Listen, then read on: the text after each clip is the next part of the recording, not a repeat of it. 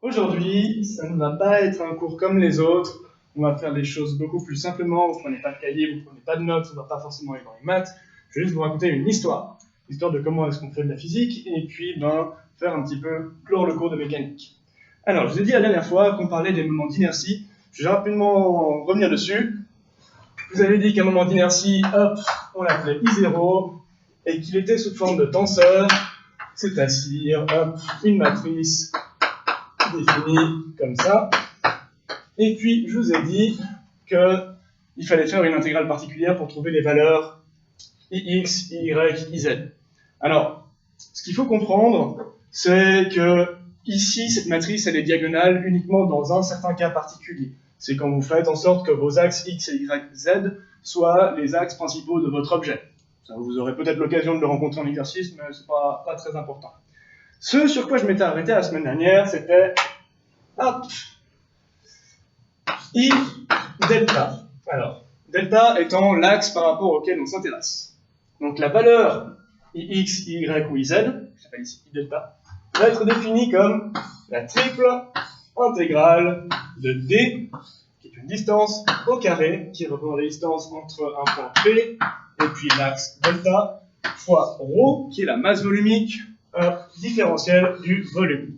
Cette équation, elle est très impressionnante, elle est assez difficile à faire. Ceci est généralisé à toute forme de solide, mais vous permet de trouver effectivement le moment d'inertie dans un axe en particulier grâce à ça. On va essayer de déconstruire un tout petit peu, non pas la résolution, mais la logique de construction de cette équation-là, de manière à vous montrer que c'est quoi la physique là derrière. Alors, ici, je vais vous montrer la difficulté à engendrer une rotation. Donc, je vais me donner déjà quelques axes. On commence à avoir l'habitude. X, Y et puis Z. Et puis, je vais construire un cube. Hop. Comme ça. Hop. Voilà, j'ai construit mon cube. Ce que je veux essayer d'avoir, c'est une position, un point P, et puis un axe de rotation. Donc là, dans mon premier exemple, je veux dire que mon axe de rotation, c'est l'axe Z. Hop. Voilà, et puis bon, ça va être mon delta ici. Nickel. Donc, le d carré est un point P. Ça veut dire que ici, pour ce cube, n'importe quel endroit, je vais estimer que c'est un point P. Petit point P. Voilà. Donc, ce point P, on le repère par rapport à une distance. Par rapport à un point 0, hop, voici ma distance. Et puis, donc là, j'ai construit la distance de P par rapport à l'axe. Rho, ça va dépendre effectivement de la nature de l'objet. Mais ce qu'on va essayer de faire ici, c'est de dire, bon, autour de ce point P, je vais faire un petit élément de surface. Et puis, ce petit élément de surface, qui va être en fait mes deux premières intégrations, ce petit élément de surface, je vais le faire fois, hop, dz. Donc, z allant de 0 à 1. Ici, c'est un cube unitaire. Hop. Ça va me donner en fait un espèce de parallélépipède, comme ça. Et la triple intégration consiste à faire en fait la somme de tous ces petits, c'est pas des cylindres, c'est des colonnes, des piliers, de tous ces petits piliers. Et puis ça, c'est comme vous le faites par rapport à z. Si vous le voulez par rapport à un objet au complet, vous allez faire 3 fois cette logique-là, et puis ensuite avoir un objet que vous allez devoir aussi diviser par 3. Ça, c'est la partie comment est-ce qu'on construit ça. Donc, vraiment, un point P qui a une distance, je vais avoir une distance au carré, et je vais avoir un différentiel de z pour le premier. Après, je peux refaire cette logique-là dans ce plan-là. Hop, hop, hop. Et puis, différentiel comme ça. Hop. Et puis, techniquement, je vais en avoir un troisième. Hop.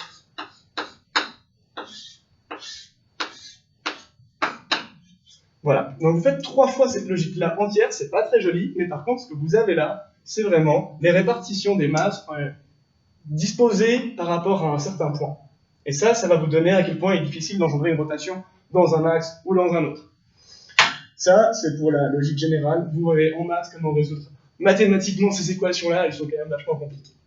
Maintenant, le but pour moi, c'est de vous montrer, ok, qu'est-ce qu'on fait avec de la physique. On me demande souvent, c'est quoi faire de la physique. Faire de la physique, c'est être sensible. Faire de la physique, c'est se poser des questions. Et en partant là-dessus, je suis parti sur une petite aventure. Je me suis demandé comment est-ce qu'on peut généraliser ce processus-là pour un hypercube. Un hypercube, c'est un cube à n dimensions. Donc, un cube standard, c'est un 3 cubes. Hop, je laisse sonner. Hop. Jusque-là, rien de bien nouveau. Hop. Maintenant, vous voulez généraliser cette logique-là à des 4 cubes, 6 cubes, 7 cubes. Vous allez voir qu'on a une manière d'aborder aussi ces problèmes-là. Hop. Un cube, pour se le représenter en 2 dimensions alors qu'il en a 3, on va utiliser ce qu'on appelle un polygone de Petri. Le but du polynôme de Petri, c'est de faire rentrer dans une géométrie connue un ensemble de géométries. Donc ici, je vais représenter ce cube-là d'un point de vue où je regarde de ici jusqu'à ce point-là. Ça va me donner hop, hop, hop, paf, paf, paf, paf, paf, paf. Hop. Mon point ici, c'est celui-là, et mon point bleu ici, il est derrière, caché. Ils sont superposés l'un à l'autre. Ça, c'est une représentation, donc Petri polygone, d'un cube à 3 dimensions. Maintenant, je vous parle de comment est-ce qu'on fait des cubes en 4 dimensions. Alors, un cube en 4 dimensions, il faut comprendre comment est-ce qu'on construit les cubes déjà à la base. Alors, je vais prendre 2 points reliés par un segment. Ceci est un cube en 0 dimension. Je vais lui rajouter 2 autres points. Ceci est un cube en 2 dimensions, donc le carré. Maintenant, je rajoute, hop, ceci, hop,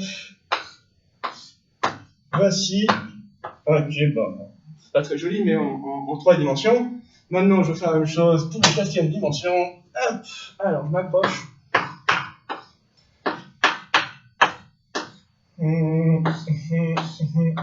Alors, celui-là il va là, celui-là, je vais mettre en couleur, ça va être plus simple. Celui-là il va là, celui-là il va là, celui-là il va là, celui-là il va là. Hop. Petite erreur, c'est pas bien grave. Hop. Voilà, et puis l'autre, alors je dois avoir celui-là il va là, celui-là il va là, celui-là il va là, celui-là il va là.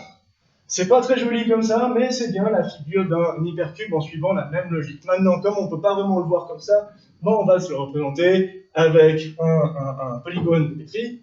Hop, accrochez-vous. 1, 2, 3, 4, 5, 6, 7, 8. 1, 2, 3, 4, 5, 6, 7 et 8. Hop, hop, hop, hop. Hop, hop, ici, ici, ici, ici, ici, paf, paf, paf, paf, paf, paf, paf, paf, et puis c'est pas fini, comme ça, hop, celui-là il va ici et ici, celui-là il va ici et ici, celui-là il va là, celui-là il va là. Je crois qu'on a une structure qui est un polynôme de Petri d'un cube en 4 dimensions. J'ai réussi à faire sans me planter, je suis très content. Alors, je ne suis pas devenu fou, je vais vous montrer les choses qui n'existent pas pour les besoins de la vidéo. Ça, c'est comment on représente un polynôme de Petri pour un cube à 4 dimensions, pour un cube à 5 dimensions, faites-moi ça, un cube à 6 dimensions, 7 dimensions, 8 dimensions, 9 dimensions, 10, 11 et 12. On peut continuer comme ça un très long moment. Donc, maintenant que vous savez ce que c'est qu'un hypercube, on va repartir sur ma logique ici. Je veux construire un hypercube, une inertie hypercubique. Donc, prendre ceci qui est en 3 dimensions et le généraliser à n dimensions. Ça, c'est comment on fait de la physique.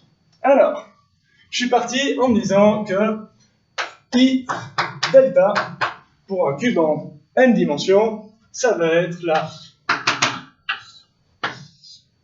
n intégrale. Ensuite, d puissance n-1, peut-être. P delta, ça c'est pas un souci.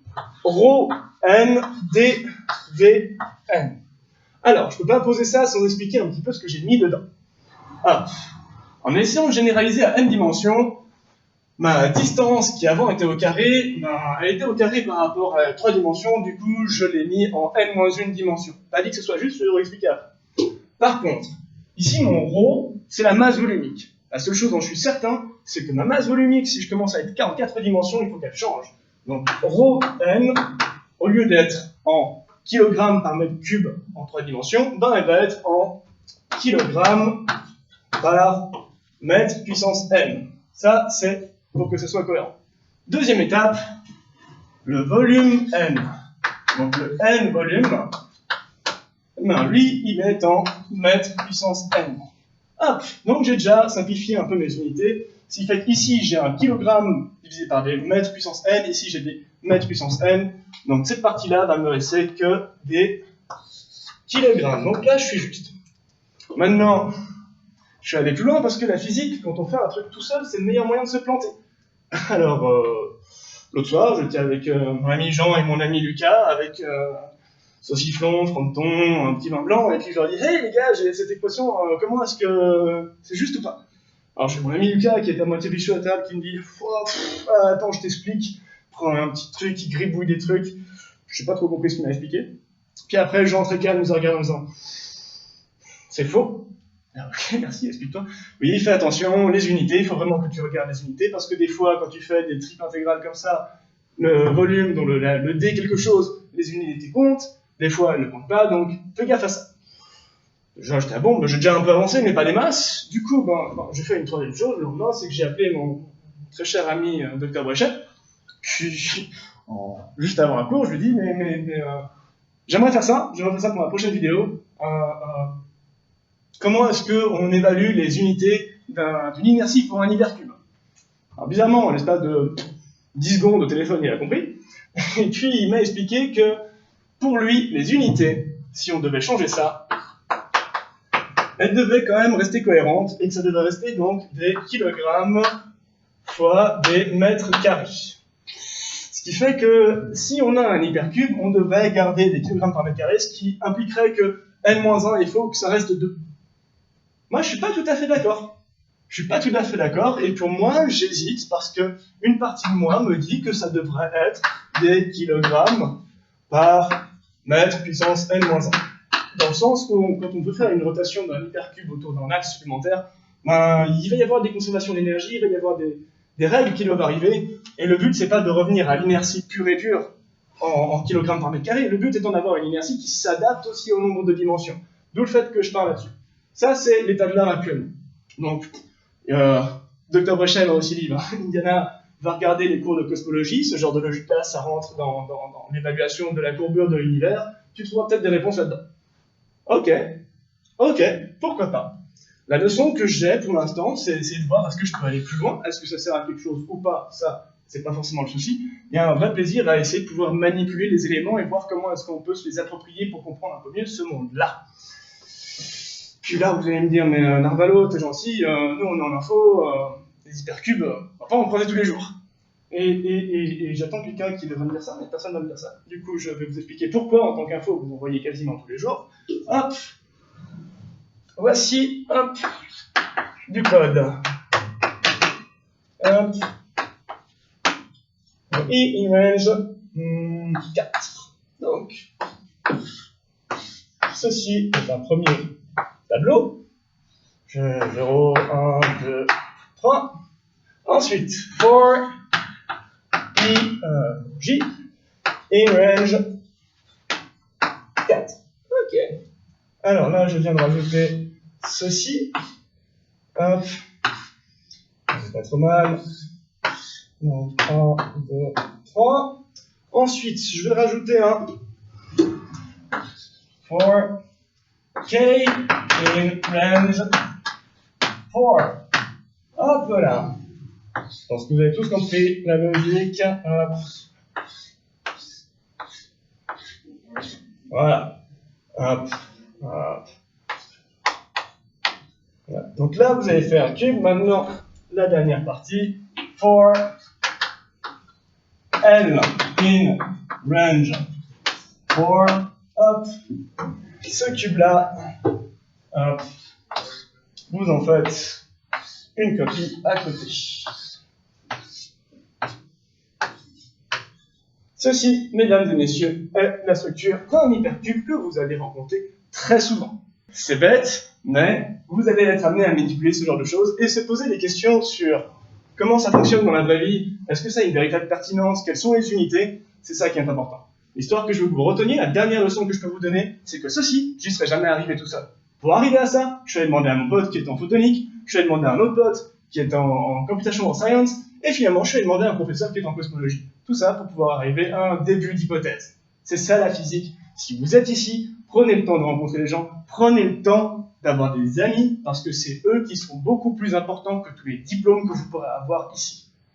C'était un vrai plaisir de faire ce tutorat pour vous cette année. Je vous souhaite une excellente année, et puis aussi beaucoup de chance pour les examens.